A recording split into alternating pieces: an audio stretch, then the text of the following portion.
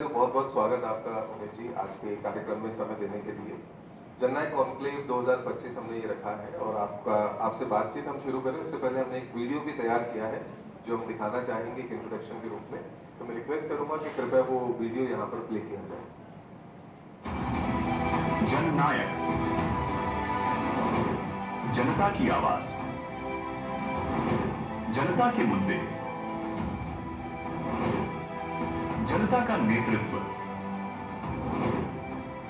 जनता के साथ, जनता का विश्वास, हमेशा जनभावना के साथ, कर्तव्य पथ पर हर क्षण जनता को समर्पित। जननायक।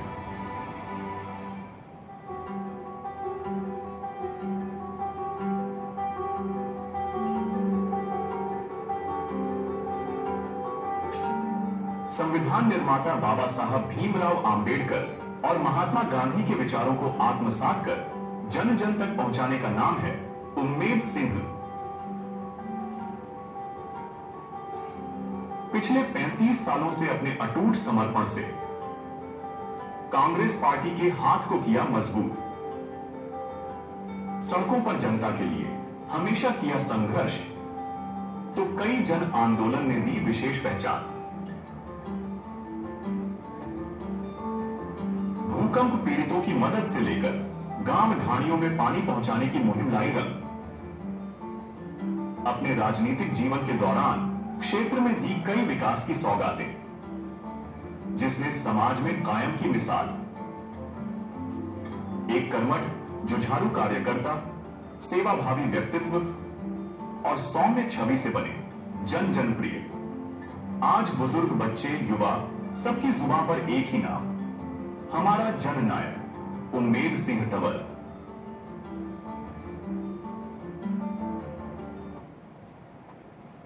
उमेश सिंह जी, आपका एक बार फिर से बहुत बहुत स्वागत करते हैं।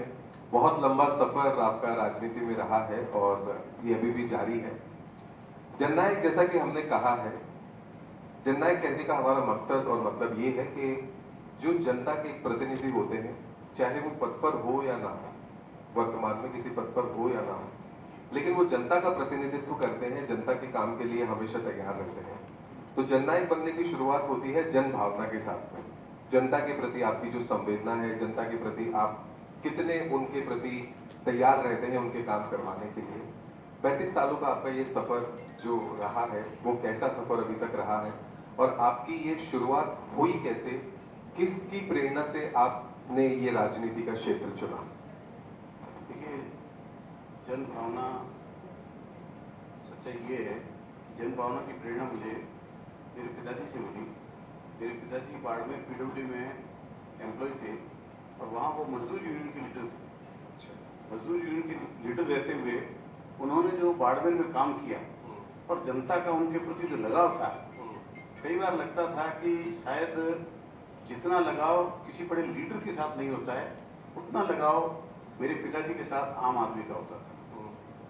पिताजी के प्रति लोगों की जन भावना जो देखी, वहां से ही जन सेवा करने का सोच मिली और उसी से प्रेरित होकर इस काम को मैं इस क्षेत्र में आने की इच्छा हुई।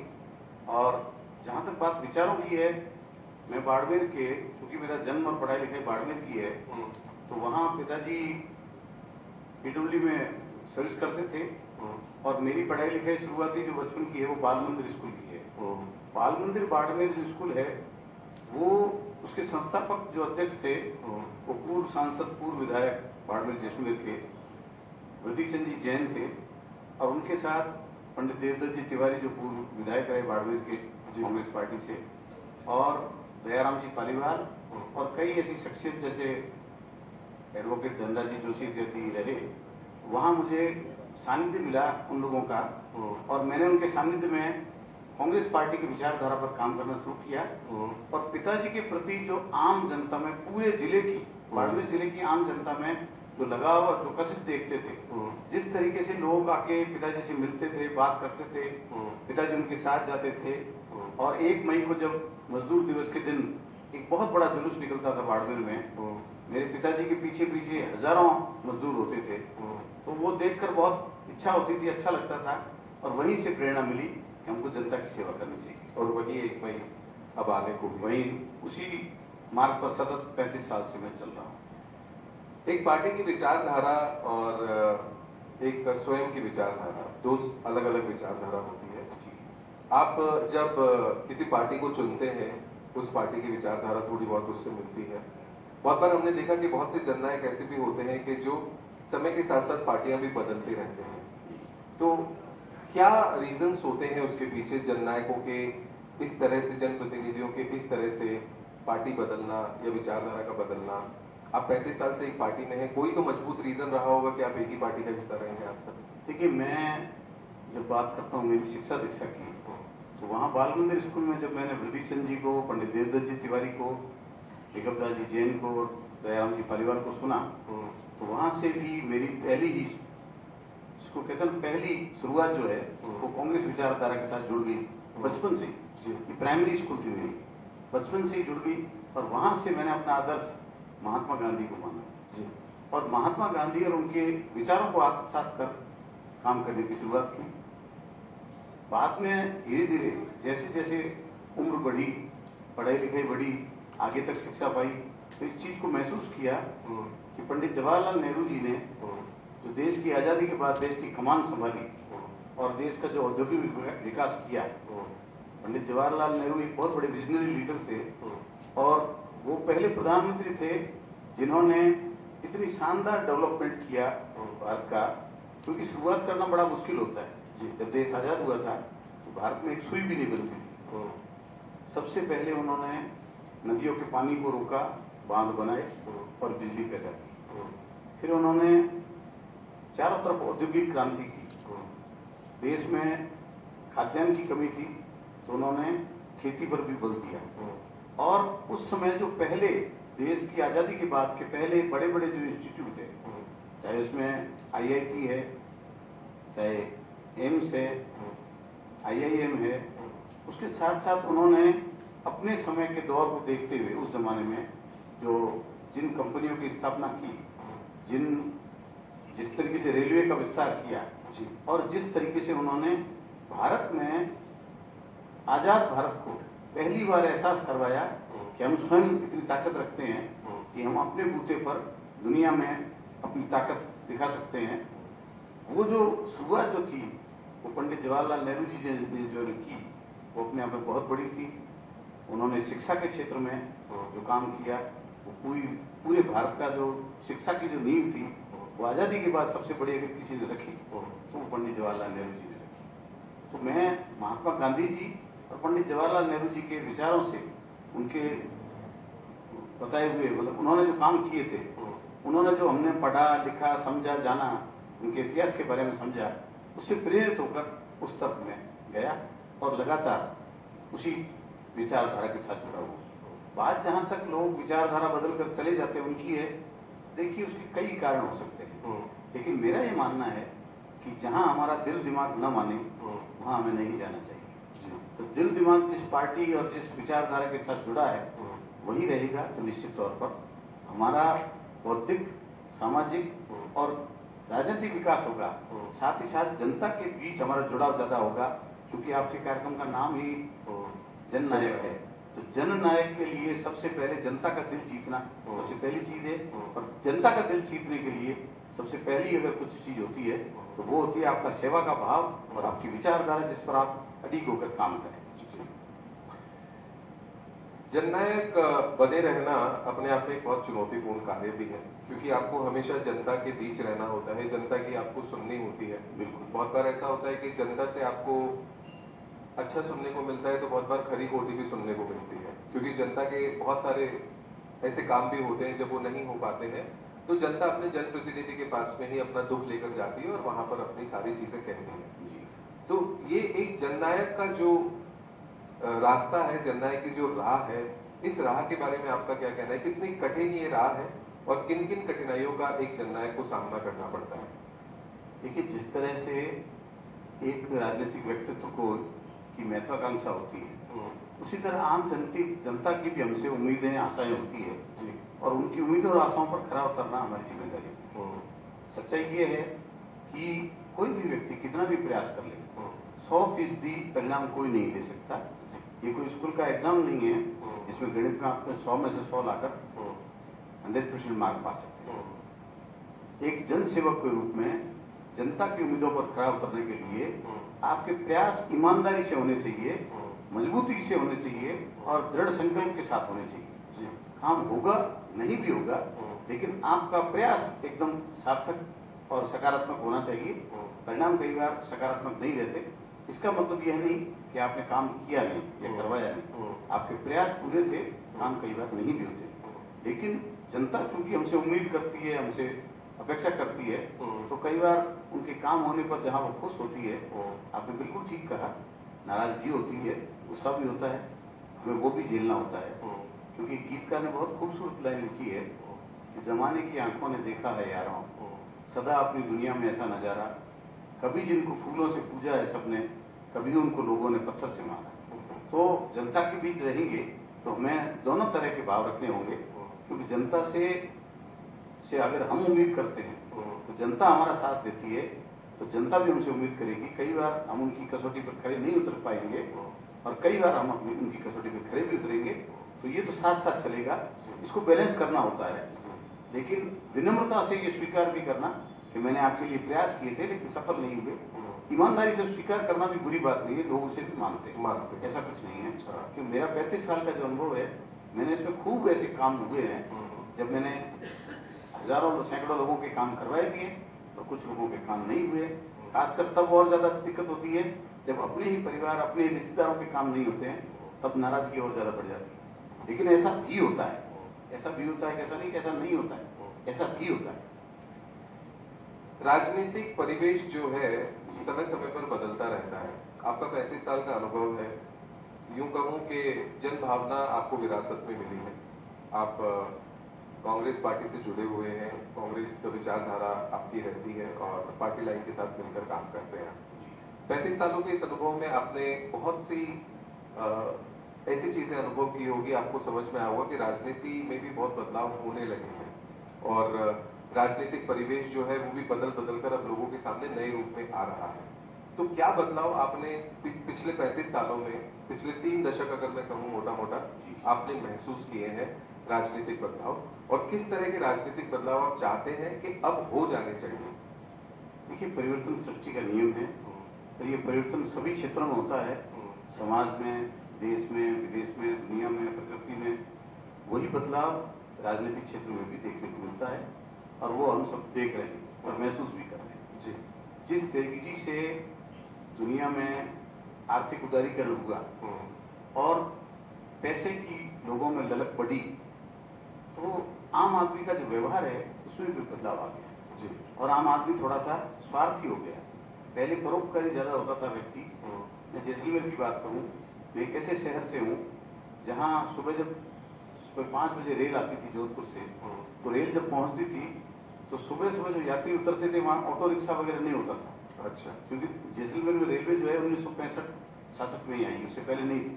1965 का जो भारत पाक युद्ध हुआ तब तक रेल लाइन पोखरण तक ही थी, क्योंकि जैसलमेर राजघराने ने आजादी से पहले जब अंग्रेजों का राज था, तो जैसलमेर राजघराने ने कहा कि हमें रेल नहीं चाहिए। अंग्रेज लाना चाह रहे थे लेकिन जैसलमेर राजघराने ने मना कर दिया, तो रेल नहीं थी। तो रेल आई, तो रेल यात्री जब आते थे तो आप मानेंगे नहीं, कोई भी व्यक्ति सुबह सुबह अपना कितना भी जरूरी काम लेके जा रहा होता था, लेकिन कोई यात्री अगर उतर कर आ रहा होता था और वो किसी का घर पूछ लेता था, वो अपना काम छोड़ के पहले उसके साथ जाके उस व्यक्ति को घर तक छोड़ के आता था। ये सद्भावना थी। अच्छा, और इतना ज्यादा लोगों में अपनत्व था, मेल मिलाप था, एक दूसरे के दुख में, तकलीफ में, सुख में काम आते थे, दर्द में काम आते थे। अब धीरे धीरे परिवर्तन हो रहा है और इस परिवर्तन से राजनीतिक क्षेत्र भी छूता नहीं है। पहले कोई एक जमाना था जब एक व्यक्ति को नौकरी लगा दिया करते थे लोग, राजनेता जो होते थे किसी को जॉब लगवा देते थे। ये बात कर रहा हूँ मैं सन 1960, 70, 80 के दशक में। लेकिन आज के जमाने में एक स्थानांतरण या ट्रांसफर कराना भी बड़ा मुश्किल हो जाता है। तो उन बुजुर्गों की देखें तो वो तो सोचते हैं कि क्या हमने तो अपने जमाने में लोगों को नौकरी लगवा दी थी, आप तो ट्रांसफर ही नहीं करवा सकते। तो वो भी सोचते तो बड़ा अजीब लगता है। लेकिन दूसरी ओर जब लोगों की उम्मीद को देखते हैं और वो काम नहीं होते हैं तो दर्द हमें भी होता है। लेकिन सही चीज ये है कि समाज पूरे में जब सिस्टम बदलता है उसका प्रभाव आम आदमी पर पड़ता है। और मानव प्रवृत्ति जो है, उस मानव प्रवृत्ति के तहत वो दुख, तकलीफ या गुस्सा आम आदमी में होता है, वैसा हर एक में होता है। और उसको हमें नजदीक से महसूस किया हमने। परिवर्तन इतना आया है कि जिन लोगों को हमने संगठन में बढ़ाया, जिन लोगों को हमने टिकटें दिलाई, जिन लोगों को हमने बढ़ाया, अगर उनका व्यवहार बदल जाता है तो निश्चित तौर पर मन में दुख होता है, ठेस लगती है। लेकिन फिर भी यह समझ लेना ज्यादा बेहतर है कि जिसको पुराने जमाने में ये कहा होता है कि नेकी कर कुएं में डाल, उसको अभी समझना ये है कि आप अपना कर्म किए जा, फल की इच्छा मत करो, आप अपना कर्म किए जाओ। जो भी है ये सब चीजें चलती रहेगी और एक दिन ऐसी आएगी, मंजिल ऐसी आएगी जिस दिन आप अपने गंतव्य तक पहुंचेंगे, निश्चित तौर पर पहुंचेंगे। ये बदलाव है, ये आपने बिल्कुल सही सवाल किया है। इस बदलाव को देखते हुए भी काम कर रहे हैं। लेकिन मैं गीतकार शैलेंद्र और साहिल लुधियानवी का फैन हूँ। तो शैलेंद्र और साहिल लुधियानवी के कई गीत ऐसे हैं जो मैं सतत यही कहते हैं कि आप चलते रहिए, बढ़ते रहिए और अपना काम करते रहिए, एक दिन मंजिल अवश्य मिलेगी। जो बदलाव की हम बात कर रहे थे, वो बदलाव हमें संगीत में भी देखने को मिलते हैं। बिल्कुल। जिस जमाने की आप बात कर रहे हैं, उस जमाने का संगीत और उस जमाने का लेखन जब हम सुना करते हैं, आज भी सुनते हैं जी। तो हमें लगता है कि जीवन में कोई सीख मिल रही है। और शायद आज का संगीत सुनते हैं तो एक लाइन भी हमें याद नहीं रह पाती। तो ये बदलाव पहले मतलब संगीत के क्षेत्र में भी है और राजनीति के क्षेत्र में भी वो देखिए, फिल्म लाइन जो है, फिल्म लाइन समाज का दर्पण है। समाज में जो कुछ जैसा घटित हो रहा होता है वैसे ही घटनाएं सिनेमा में दिखेगी। तो जिस युग में जैसा घटता था समाज में, वैसा फिल्मों में हम देखते थे, और वर्तमान में जैसा समाज में घट रहा है वैसा फिल्मों में देखते हैं। तो वही भी अब स्थायीपन कुछ है नहीं। उस समय जो कुछ होता था स्थायी लिखा हुआ होता था, बिल्कुल। और वो आदमी के दिल को छू जाता था, तो लोगों को कानों के माध्यम से दिल में उतर जाता था, लोगों को याद हो जाता था। आज ये चीज है कि कहीं लोगों को कुछ भी याद नहीं रहता, क्योंकि वो दिल को छूता ही नहीं। बिल्कुल ठीक कहा आपने, सिनेमा समाज का आईना होता है। आगे बढ़ेंगे और आपसे एक सवाल बहुत महत्वपूर्ण है। एक जननायक के लिए बहुत महत्वपूर्ण होता है जो ब्यूरोक्रेसी है उसके साथ में सामंजस्य बिठाना। क्या लगता है आपको कि ब्यूरोक्रेसी के साथ में सामंजस्य किस तरह से बिठाया जा सकता है एक जननायक के द्वारा?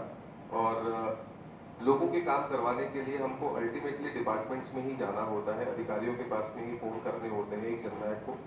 तो ब्यूरोक्रेसी और जननायक के बीच क्या कोई ब्रिज है, या ये किस तरह का एक रिश्ता है? इसकी थोड़ी सी व्याख्या हम आपसे चाहेंगे। देखिए, मुझे इस राजनीतिक क्षेत्र में काम करते हुए लगभग 35 साल हो गए हैं, और मुझे आज तक पार्टी ने सिर्फ एक बार कांग्रेस पार्टी का टिकट दिया है।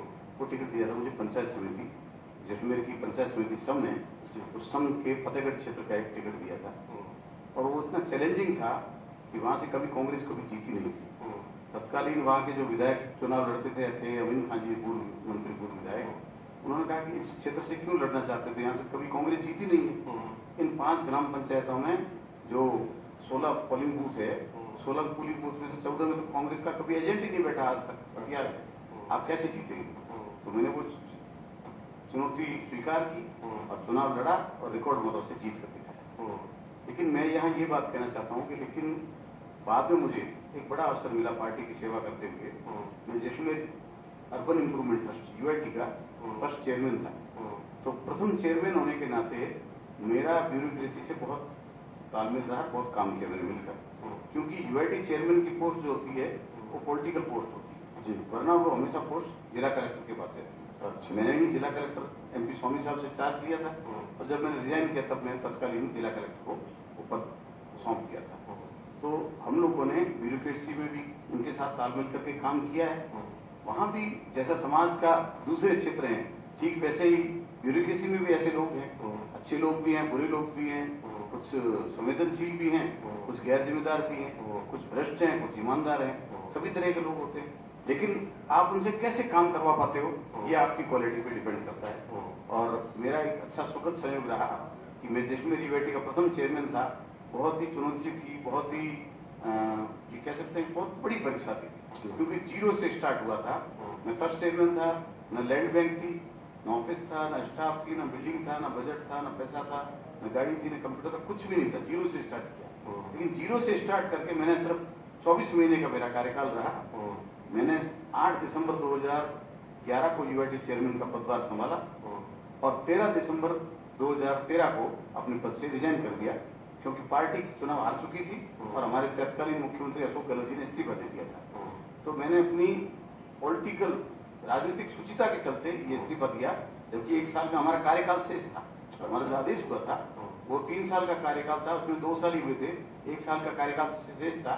लेकिन राजनीतिक शुचिता ये कहती है कि जिस मुख्यमंत्री ने हमें अपॉइंट किया, जब उस मुख्यमंत्री जी ने अपने पद से इस्तीफा दे दिया, या जिस राजनीतिक दल ने सत्ता में रहते हुए हमें जिम्मेदारी दी, वो राजनीतिक दल सत्ता में नहीं रहा, तो निश्चित तौर पर राजनीतिक शुचिता ये कहती है कि हम अपने पद को छोड़ दें।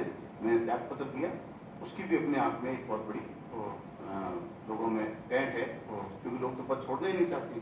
हमारे कई साथी तो कोर्ट में चले गए थे 1 साल रहने के लिए, लेकिन हम लोग कोर्ट में नहीं गए। तो मेरा कहने का मतलब ये है कि मैंने एज ए यूआईटी चेयरमैन रहते हुए जिला कलेक्टर से लेकर एसडीएम, जो सेक्रेटरी होता है यूआईटी चेयरमैन का सेक्रेटरी जो होता है एसडीएम होता है, सीनियर आरएएस अधिकारी, सेकंड तहसीलदार होते हैं, उसमें पूरा अभियांत्रिक विभाग होता है, जो एक्सीएन, ईएन, जेईएन पूरी टीम होती है, फिर एसटीपी होते हैं, फिर इसमें अकाउंट सेक्शन भी है और बाकी मंत्रालय कर्मचारी भी होते हैं। मैंने एडमिनिस्ट्रेटिव काम भी किया है, और आपको बताने में मुझे खुशी है कि मैं जब यूआईटी चेयरमैन था तो चीफ सेक्रेटरी हुआ करते हैं मिस्टर सीके मैथ्यू साहब। सीके मैथ्यू साहब से मैंने मिलकर जिसमें यूआईटी के लिए न सिर्फ बिल्डिंग और ऑफिस अलॉट करवाया, बल्कि जैसलमेर के 174 क्वार्टर जो सीएडी डिपार्टमेंट के खाली पड़े थे, वो 174 क्वार्टर जिला कलेक्टर को संभाले और वहाँ कर्मचारियों को आवास मिल रहा है। मैंने जो बिल्डिंग मांगी उसके साथ साथ 4 अन्य बिल्डिंगें थी, वो भी मैंने सीएडी को से जीएडी को दिलवाई और जिला कलेक्टर के माध्यम से यहाँ अलग अलग ऑफिस और कर्मचारी रह रहे। तो अधिकारियों के साथ, ब्यूरोक्रेसी के साथ तालमेल करने के लिए आपके पास दोनों तरीके होने चाहिए, और दोनों तरीके में सबसे पहला चीज तो है कि आपके पास मजबूत इरादा होना चाहिए, आप में आपका सोच जो है वो पूरी ईमानदार और मजबूती से होनी चाहिए। अगर आप लालच लेके किसी अधिकारी के पास जाएंगे और उन्हें पता चल जाएगा आप खुद लालची हैं, तो निश्चित तौर पर फिर उसमें वो चीज नहीं ठहरेगी। लेकिन आप ईमानदारी से अगर काम करेंगे तो आपके काम होंगे और गारंटेड होंगे। ये मेरा निजी अनुभव है, क्योंकि जब हम 11 जने जैसलमेर यूआईटी का चेयरमैन जब मैं बना, उसमें पूरे राजस्थान में 11 यूआईटी के चेयरमैन बनाए गए थे। वो यहाँ जो हमारे उस समय के तत्कालीन स्वायत्त शासन मंत्री थे श्री शांति धारीवाल जी, और उस समय के प्रिंसिपल सेक्रेटरी थे जीएस संधू साहब, उनके साथ 3 उनके ज्वाइंट सेक्रेटरी थे। वो कहते थे कि आपके अलावा कोई यूआईटी का चेयरमैन हमारे पास नहीं आता है, कोई प्रार्थना पत्र नहीं लाता है, किसी का चेहरा हमने नहीं देखा, हम किसी को नहीं पहचानते, लेकिन आप ये जो आते हैं, तो मैं उन्हें बताता था कि बाकी सारी यूआईटी स्टेब्लिश्ड है, ऑलरेडी पुरानी चल रही है, उनके पास सारा कुछ संसाधन है। मैं ऐसी यूआईटी का चेयरमैन हूँ जो पहली बार बनी है, फर्स्ट चेयरमैन हूँ, मुझे 0 से स्टार्ट करना, सब कुछ लेना है, इसलिए मैं आपके पास चक्कर काट रहा हूँ। और मैंने उनसे विनम्रता से भी काम करवाया, लड़ झगड़ के भी काम करवाया, लेकिन यूआईटी जैसलमेर को स्टैंड किया, और सिर्फ 18 महीने में मैं 1 करोड़ का रुडिप्को से यहाँ बिना ब्याज का लोन लेके गया था। जयपुर में जो रुडिप्को है, रुडिप्को से मैं 1 करोड़ का बिना ब्याज का लोन ले गया यूआईटी के लिए। वहां से मैंने स्टार्ट किया, और जिस दिन मैंने 24 महीने बाद रिजाइन किया, तो जैसलमेर यूआईटी के अकाउंट में कम से कम 10-20 करोड़, 20 करोड़ से ऊपर रुपए थे, और 20 करोड़ के काम विकास कार्य चल रहे थे। जैसलमेर शहर के में बसने वाली 49 जातियां, उन 50 जातियों के शमशान घाट, समाधि स्थल और कब्रिस्तान पे मैंने 4 करोड़ 90 लाख के डेवलपमेंट करवाए, काम करवाए। वो ऐसा काम था जिसके लिए वो शायद कहीं जाते थे, कोई उनका काम नहीं करता था। वो वास्तविकता थी, क्योंकि दाह संस्कार के बाद सभी लोग नहाते हैं। जैसलमेर पुराना शहर है, उसके शहर के चारों तरफ अलग अलग समाज की जो समाधि स्थल, कब्रिस्तान या शमशान स्थल है, उसके पास पहले तालाब हुआ करते थे, तो उसमें दाह संस्कार के बाद वो लोग वहां जाते थे, नहाकर वापस आते थे। लेकिन धीरे धीरे जैसे शहरीकरण हुआ, शहर जैसे जैसे बढ़ा, उन कैचमेंट सारे खत्म हो गए। उस कैचमेंट खत्म होने से उन तालाबों की आवक बंद हो गई, तो लोगों के पास न पानी होता था, न स्नान करने की जगह होती थी। तो मैंने वहाँ कोशिश की कि सभी समाजों को साथ लेकर उन समाजों का डेवलपमेंट करवाया। वहाँ शमशान स्थल, कब्रिस्तान और समाधि स्थल पर टॉयलेट बाथरूम भी बनवाए, लकड़ियाँ डालने के लिए कम हॉल भी बनवाया, छायादार पटियाल भी बनाई जहाँ 2-4 घंटे लोग बैठ सकें, और टॉयलेट बाथरूम बनवाए ताकि वो नहा भी सकें। और वहाँ जो आवश्यक सुविधाएं थी बाउंड्री वाल सहित, वो सारी सुविधाएं डेवलप की। मैं कह सकता हूं कि अगर आप में कार्य करने की क्षमता हो तो आप कार्य कर सकते हैं और ब्यूरोक्रेसी से करवा भी सकते हैं। एक बहुत महत्वपूर्ण सवाल है आपसे राजनीति के बारे में। बहुत से युवा राजनीति में आना चाहते हैं और राजनीति को अपना करियर वो चुनना चाहते हैं, लेकिन साथ ही एक ये समझ होना बहुत जरूरी है कि राजनीति में बहुत पेशेंस चाहिए होता है। आप खुद 35 साल से राजनीति क्षेत्र में हैं। बहुत बार ऐसा होता है कि लोगों को 20-20 साल, 25-25 साल भी जो उनकी राजनीतिक महत्वाकांक्षा है वो पूरी नहीं हो पाती, बावजूद उसके भी वो पार्टी में बने रहते हैं, राजनीति में बने रहते हैं। तो किस तरह से आप अपने आप को मोटिवेट करते हैं, या कोई भी जननायक अपने आप को मोटिवेट करता है, या जो मोटिवेशन नहीं मिल पा रहा है जिस युवा पीढ़ी को राजनीति में बने रहने के लिए, उनको आप क्या विशेष कहना चाहेंगे कि राजनीति में बने रहने के लिए पेशेंस बहुत जरूरी होता है और ये एक जननायक से बेहतर कोई नहीं बता सकता। देखिए, राजनीति हो या कोई भी क्षेत्र हो, आप में संयम होना चाहिए। अगर संयम नहीं है तो आप कभी सफल नहीं हो सकते। संयम, धैर्य बहुत जरूरी है और आप में पेशेंस होगा, संयम होगा, तभी आप आगे बढ़ पाएंगे। मैं एक उदाहरण देना चाह रहा हूं आपको। मेरे साथ के यूथ कांग्रेस की बात करूं मैं, 96 से लेकर अब तक के कितने ही हमारे साथी एमएलए हो गए, एमपी हो गए, केंद्रीय मंत्री हो गए, या राज्य में स्टेट की कैबिनेट में या राज्य मंत्री भी बन गए। कई लोग हमारे और भी कई पदों पे चले गए और हम कई लोग ऐसे जिनको कोई ऐसी टिकट भी नहीं मिली, जिम्मेदारी भी नहीं मिली। लेकिन सतत निष्ठावान तरीके से ईमानदार और सक्रिय होकर अपन सतत चलते रहेंगे तो एक न एक दिन सफलता मिलेगी। बस आप शॉर्टकट मत ढूंढिए। शॉर्टकट ढूंढेंगे तब आप सफल नहीं होंगे। एक दूसरी बात, आपके मन में अगर लालच है, आप सिर्फ और सिर्फ आपका उद्देश्य पवित्र नहीं है। आप जैसे मान लो, कई लोग तो पैसा कमाने के लिए राजनीति में आना चाहते हैं। राजनीति पैसा कमाने का क्षेत्र नहीं है, राजनीति सेवा का क्षेत्र है। सेवा के माध्यम से आप सत्ता में जाएं, सत्ता में जाकर लोगों की सेवा करें तो निश्चित तौर पर लोगों की जो दुआएं होती है वो अपने लिए काम करती है, वही आपके और आपके परिवार को आगे बढ़ाती है। तो उद्देश्य आपका पवित्र होना चाहिए, उद्देश्य में आपके कहीं पाप नहीं होना चाहिए। पाप से तात्पर्य यहाँ वो धर्म वाला पाप पुण्य नहीं है। यहाँ पाप पुण्य से मतलब है आपका जो भावना है वो पवित्र होनी चाहिए। आपका जो ध्येय है, लक्ष्य है, वो हमेशा बड़ा होना चाहिए, बड़ा गोल होना चाहिए। आप किसी छोटी चीज को संकीर्ण करके जाएंगे तो संकीर्णता से अगर चलेंगे तो मुझे सिर्फ इतना सा पाना है, ये पाना है, तो आप नहीं पहुंच पाएंगे। लक्ष्य बड़ा रखिए, एकदम निश्चित होकर उसकी तरफ चलते रहिए, बढ़ते रहिए, ईमानदारी से मेहनत कीजिए, दृढ़ संकल्पित होकर काम करते रहिए, सक्रिय रहिए और छोड़िए मत मार्ग को, भटकिए मत। ये लोग मार्ग भटक जाते हैं, छोड़ देते हैं, कई बार गुस्सा कर लेते हैं, पेशेंस खो देते हैं, उससे नहीं चलता। बदलते राजनीतिक परिवेश में अब लोगों की धारणा ऐसी भी होने लगी है कि जननायक या जनप्रतिनिधि वही हो सकता है कि जिसके पास में थोड़ा बहुत पैसा हो, क्योंकि अगर चुनाव लड़ना है तो चुनाव में लगाने के लिए पैसा चाहिए। और बहुत बार हम सुनते भी आते हैं कि भाई पार्टी जब टिकट वितरण की प्रक्रिया चल रही होती है उसमें भी पैसे की जरूरत पड़ती है। इन बातों में कितनी सच्चाई है और क्या बिना पैसे के चुनाव लड़ा जा सकता है? पैसे की कितनी इंपॉर्टेंस मानते हैं आप राजनीति में आने के लिए?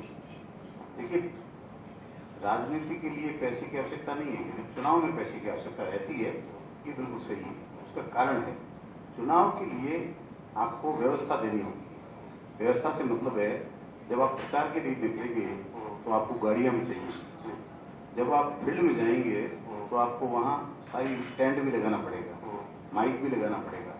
तो जो संसाधन जो उपयोग किए जाएंगे, जिन संसाधनों के उपयोग से चुनाव के लिए काम किया जाएगा, उन संसाधनों पर खर्च होगा। लेकिन वो खर्च के लिए भी अगर आदमी की ईमानदार छवि है तो लोग निश्चित तौर पर उन्हें फंडिंग भी करते हैं और सहयोग भी करते हैं। लेकिन आजकल जो भागम भाग की जो जैसी आजकल दौड़ चली है, उसको देखते हैं तो बहुत दुख होता है, क्योंकि लोग उसके लिए शॉर्टकट निकालते हैं, नशा खरीद रहे हैं, नशा बेच रहे हैं, नशे के माध्यम से वोट खरीदने की कोशिश करते हैं। ये दुर्भाग्यपूर्ण है।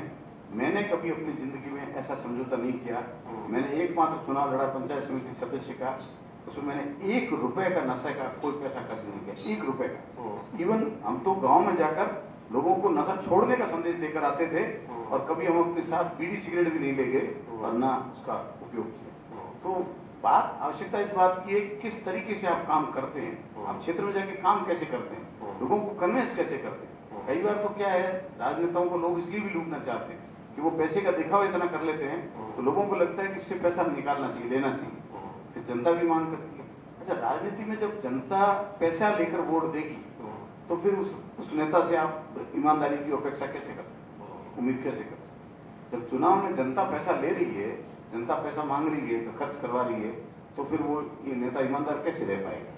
बहुत बार पार्टियों पर भी आरोप लगते हैं कि पार्टियां भी पैसा लेके टिकट वितरण करती है, तो फिर लोगों में ये धारणा भी होती है कि अगर ये इतने पैसे देकर टिकट लेकर चुनाव जीत रहा है तो ये हमारे काम थोड़े ना करेगा, तो पैसा कमाएगा। नहीं, मेरा 35 वर्षों का मेरा अनुभव है, कांग्रेस पार्टी में मैंने ऐसा कभी नहीं सुना, कभी नहीं जाना, और मैंने खुद ने भी टिकट मांगी है, तब भी ऐसा कभी नहीं हुआ कि पैसे के बल पे टिकट किसी और कोई और लाया हो, या पैसे के बल पे मुझे नहीं मिली हो, या पैसे के कारण मैं ऐसा टिकटों के लिए पैसा लेन देन की जो बात है ना, कि कांग्रेस पार्टी में तथा मैंने आज तक मेरे राजनीतिक जीवन में नहीं देखा है, और मेरा मानना है कि ऐसा नहीं होता है। या आप अपनी पार्टी की बात करते हैं, दूसरी पार्टियों के आप इसमें कोई जिम्मेदार? हाँ, वो मैं नहीं कह सकता जी। आगे बढ़ते हैं, और मैं पूर्ण विश्वास के साथ कह सकता हूं कि आपने बहुत सारे काम लोगों के किए हैं अपने क्षेत्र में, और बहुत से लोगों का आपके जरिए आप निमित्त बने हैं उनके लिए, उनका कल्याण हुआ जिससे। अभी भी कोई ऐसी इच्छा, ऐसी मंशा कि 3 कोई ऐसे काम है जो आपके अभी भी सपने के मैं मेरे क्षेत्र की जनता के लिए करूं, जिससे मुझे बहुत सुख मिलेगा और मुझे बहुत सुखद अनुभूति होगी, ऐसे कुछ काम आपके जहन में है? बिल्कुल। सबसे पहला मेरा ध्येय है कि जैसलमेर जिला जो भारत के सबसे बड़े क्षेत्रफल वाले जिलों में से एक है, जिसका कुल क्षेत्रफल जो है 39,401 वर्ग किलोमीटर में फैला हुआ है, इतने बड़े भूभाग वाले जिले में आज भी चिकित्सा व्यवस्थाओं को लेकर हम लोग बड़े चिंतित हैं। मेरा सपना है, मेरी इच्छा है कि जैसलमेर के न सिर्फ मुख्यालय पर बल्कि जैसलमेर के बड़े कस्बों में सब जगह मोहनगढ़, रामगढ़, फतेहगढ़, सम, चांदन, लाठी, फलसूल, बनियाना, नाचना और सब बड़े कस्बे रामदेवरा वगैरह सभी में अधिक से अधिक सुविधाएं होनी चाहिए। म्याजदार, खूड़ी और जिंगनी में भी चिकित्सा सुविधाएं अच्छी होनी चाहिए, और वहाँ सबसे ज्यादा हम चिकित्सा पे ध्यान दें, क्योंकि आज भी इतनी दूरियां हैं कि बीमार व्यक्ति इतना दूर पहुंच ही नहीं सकता। अगर जैसलमेर शहर में रहने वाले किसी व्यक्ति की अचानक तबीयत बिगड़ जाती है और जैसलमेर डॉक्टर के ये कह देते हैं कि तुरंत जोधपुर या अहमदाबाद ले जाइए, कितने भी प्रयास के बाद वो 4 घंटे से पहले जोधपुर नहीं पहुंच सकता और 6 घंटे से पहले अहमदाबाद नहीं पहुंच सकता। बड़ा दुखद है कि सबसे पहले मेरा सपना, मेरी इच्छा है कि जैसलमेर जिले का स्वास्थ्य के क्षेत्र में बहुत बड़ा काम हो और सभी जगह बड़े बड़े हॉस्पिटल बने और उनमें लोगों को सेवाएं मिलें। पहला लक्ष्य मेरा। दूसरा लक्ष्य ये है कि जैसलमेर जिले का सबसे बड़ा काम है पशुपालन निर्माण। पशुपालकों के लिए वहाँ जो पशुधन है, जैसलमेर जिले की जनसंख्या जो है उससे 15 गुना अधिक पशुधन है। अच्छा। उन पशुधन के लिए भी उसी तरीके से चिकित्सा व्यवस्था और उनके लिए ऐसे क्षेत्र विकसित करे जाए, चरागाह विकसित करे जाए। जो पुराने जमाने में गोचर ओरण होती थी, उस गोचर और ओरण का जमीन को संरक्षित करके उसमें सेवड़ घास जैसी घास आती है, ऐसी घास उगाई जाए और वहाँ के पशुपालकों को उसकी सुविधा मिले और पशुधन। क्योंकि जैसलमेर में जितना सुंदर, जितना अच्छा, जितना ताजा शुद्ध वातावरण का आज भी दूध, दही, घी, मक्खन, छाछ है, ऐसा दुनिया में कहीं नहीं होगा, भारत में कहीं नहीं होगा। अच्छा। जो सेवड़ घास जो होती है उसको उगाने के लिए किसी भी तरह की रासायनिक खाद बीज की आवश्यकता नहीं पड़ती। अच्छा। उससे बरसात होने से उग जाती है। इतनी अच्छी वहाँ की हमारी जमीन है जिससे बहुत अच्छे उपज होते हैं। दूसरा मेरा ये है, और तीसरी इच्छा ये है कि जैसलमेर शहर जो पूरी दुनिया में पर्यटन के लिए जाना जाता है, वहाँ का सोनार किला, वहाँ की हवेलियाँ, वहाँ के गड़ीसर तालाब, पटवा हवेली, नथुल हवेली, सारम सिंह की हवेली, गड़ीसर तालाब, वहाँ के और भी कई खूबसूरत जगह हैं। वहाँ की स्थापत्य और कला, वहाँ की संस्कृति, वहाँ का रहन सहन, पहनावा, बोली, वहाँ का लोकगीत, लोक संगीत, लोक नृत्य, उसको संरक्षित करें, क्योंकि उसके संरक्षण की बहुत आवश्यकता है। और जैसलमेर के बारे में लोगों को अभी तक ज्ञात ही नहीं है लोग सोनार किले की ही बात करते हैं। जैसलमेर में फतेहगढ़ में भी किला है जो जर्जर हो रहा है, घोटारू में भी किला है जो जर्जर हो रहा है, किशनगढ़ में भी किला है जो जर्जर हो रहा है, लाठी में भी किला है वो जर्जर हो रहा है, नाचना में किला है वो भी जर्जर हो रहा है। तो जैसलमेर जिले में खूब सारे किले हैं जो पुराने जमाने के किले जर्जर हो रहे हैं, उन्हें सुरक्षित करने की आवश्यकता है। उन्हें संरक्षण दिलाकर उन्हें सुरक्षित करना चाहूंगा और जैसलमेर के टूरिज्म को और ज्यादा हवा मिले और उसके लिए कनेक्टिविटी सुविधाएं अच्छी हो, रेल कनेक्टिविटी, एयर कनेक्टिविटी, सड़क से कनेक्टिविटी, ताकि चारों तरफ से लोग सत्यजीत रे की सोनार किला फिल्म देखकर जिस तरीके से बंगाली भारत जैसलमेर आ रहे हैं, उन्हें ध्यान में रखते हुए लगातार 12 महीने तक जैसलमेर में पूरे साल भर एयर कनेक्टिविटी होनी चाहिए कलकत्ता से। एक ट्रेन हमेशा जैसलमेर और कलकत्ता के बीच चलनी चाहिए, हावड़ा। इसी तरीके से दूसरे सबसे ज्यादा पर्यटक आते हैं गुजरात से और महाराष्ट्र से, तो बॉम्बे और अहमदाबाद, राजकोट, सूरत से भी लगातार Jaisalmer daily up and down की ट्रेन होनी चाहिए। एक कनेक्टिविटी, अब बहुत ज्यादा टूरिस्ट बढ़ गए हैं पंजाब, हरियाणा, हिमाचल प्रदेश, उत्तराखंड से, दिल्ली से, तो यहाँ की भी कनेक्टिविटी होनी चाहिए। अभी जैसलमेर जिले की रेल की कनेक्टिविटी सबसे खराब है, तो ये कनेक्टिविटी खराब होने से जैसलमेर टूरिज्म पिछड़ रहा है। जैसलमेर टूरिज्म को बढ़ाने के लिए ये तीनों कनेक्टिविटी जो है उसको बढ़ावा देने का प्रयास करना चाहूंगा और चाहूंगा कि ज्यादा से ज्यादा कनेक्टिविटी हो, ज्यादा से ज्यादा टूरिस्ट आए, लोग देखें और यहाँ को सुनें।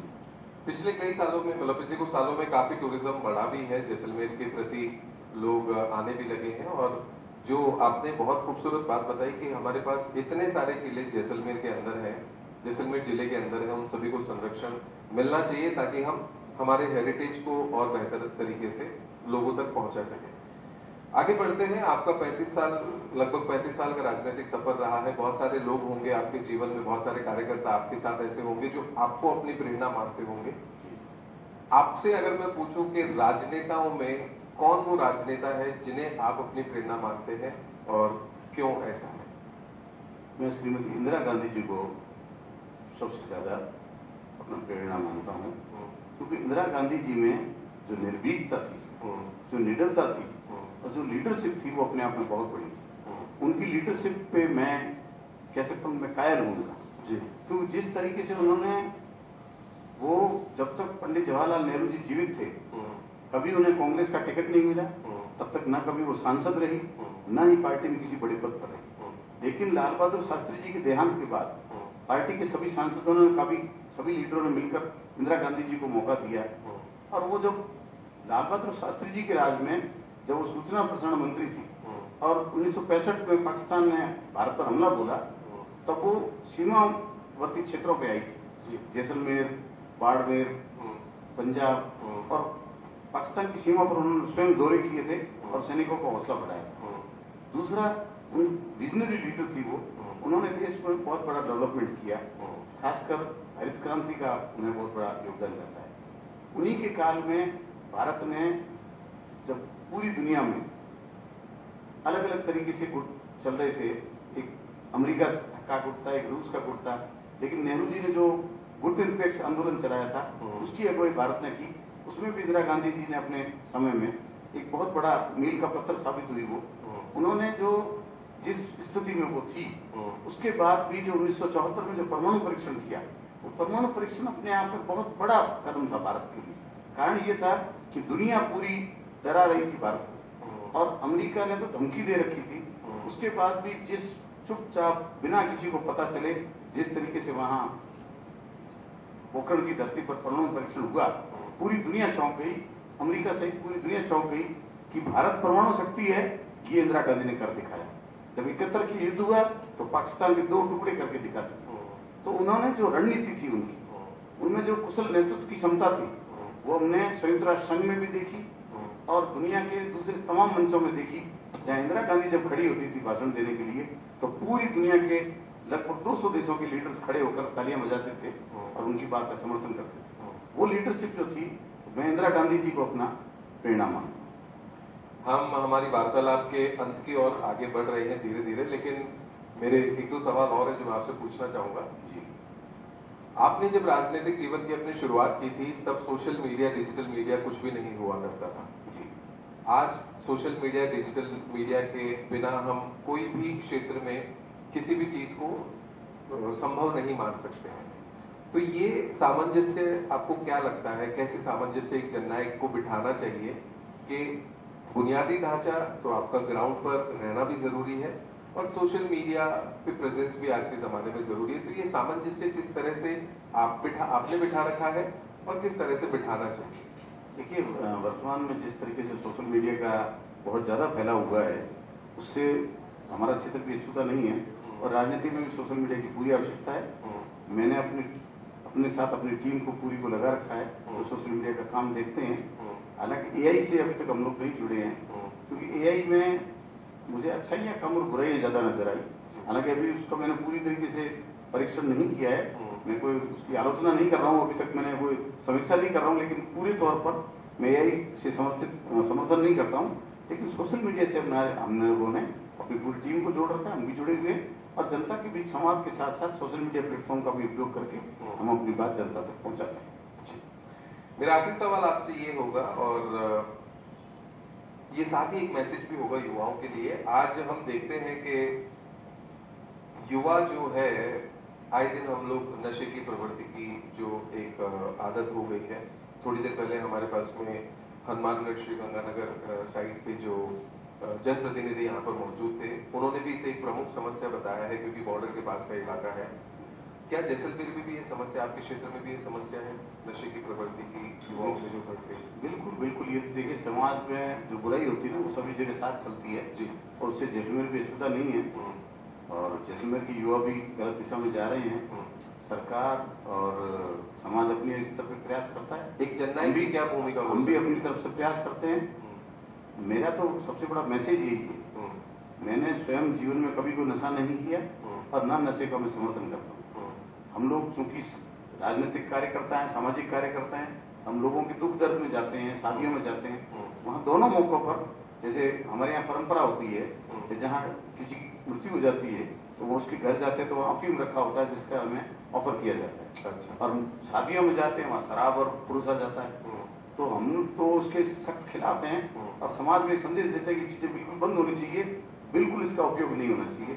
सख्ती के साथ इसका विरोध करते हैं और समाज में लोगों को ज्यादा से ज्यादा अवेयरनेस करते हैं, प्रयास करते हैं लोगों को भी जाकर समझाने का कि इसको छोड़िए, बंद कीजिए। और हमारे अड़ोस पड़ोस में भी कोई इसका उपयोग कर रहा होता है तो उसको छुड़ाते हैं।